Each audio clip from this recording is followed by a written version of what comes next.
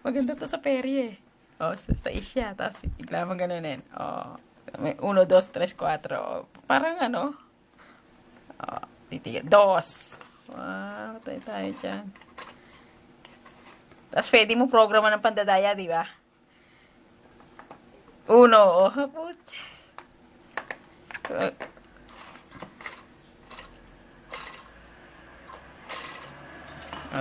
Oo nga, no. Ngayon, naintindihan ko na kung ano siya. Sabi ko sa dice.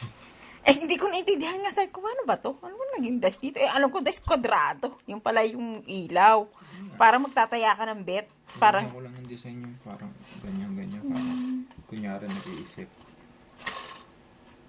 Pinoprogram niya sa microchip. Hindi pwede rin mag-program ng pandadaya. Huwag ginamit mo sa sugal.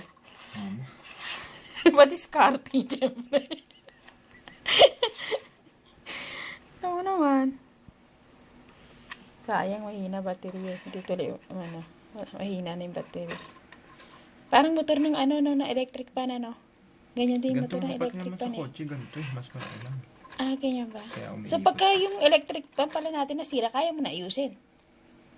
Depende. Hindi mo napasok ko sa ano.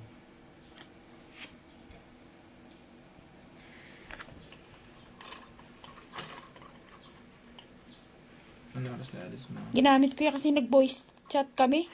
Lagi naman walang internet. Ano oras na Yung computer mo. Okay. Kahit sa amin. Bitaw ang internet. Nakakasinis eh.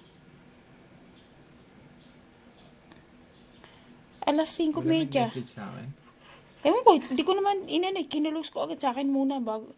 Automatic to. Oo nga, tapos dinisconnect ko agad sa akin, sa iyo, para magamit ko.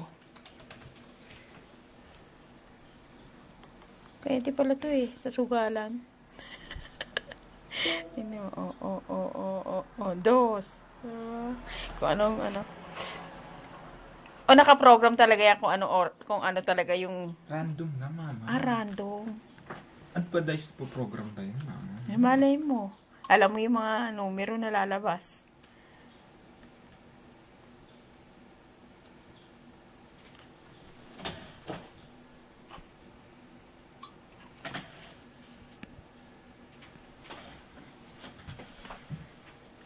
Marami ka rin natutunan kahit paano sa praktiko mo. Natapos na. Ano sabi? Okay lang. Nagre-report na kayo sa school. Tapos, choignis na.